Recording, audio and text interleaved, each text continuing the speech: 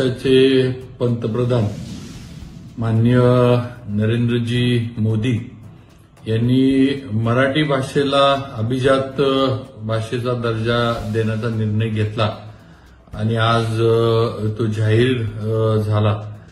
मी सर्वप्रथम तर सर्व माझ्या मराठी भाषिक बांधवांचं आणि सर्व भगिनींचं मनापासून अभिनंदन करतो। अतिशय महत्वाचा, आनंदाचा आणि अभिमानाचा दिवस हा मराठी माणसासाठी हा आहे। मराठी भाषेला अभिजात भाषेचा दर्जा देण्याचा निर्णय आज मोदीजींनी घेतलाय।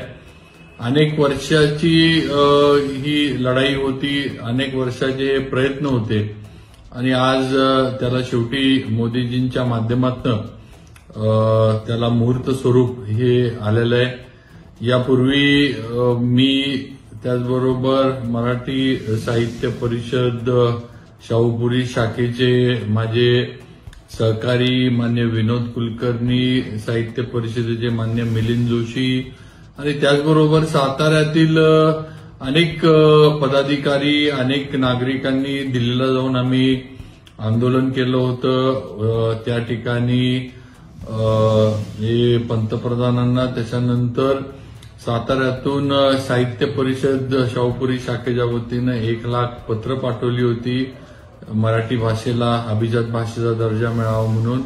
आणि आमचा तो एक भले छोटा प्रयत्न होता असं आम्ही म्हणू, पण आज या सर्व प्रयत्नांना यश आलंय।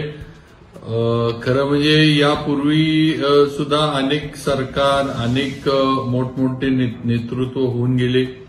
मराठी माणसाचा कळवळा आणण्याचं आणि मराठी माणसाबद्दलचं खोटं प्रेम दाखवण्याचे अनेक प्रकार झाले, पण खऱ्या अर्थानं महाराष्ट्रातल्या मराठी माणसाने लक्षात ठेवलं पाहिजे की आज आपली जी मराठी भाषा आहे याला जो अभिजात भाषेचा दर्जा दिलाय हे केवळ आणि केवळ पंतप्रधान नरेंद्र मोदींमुळे झालेलं आहे।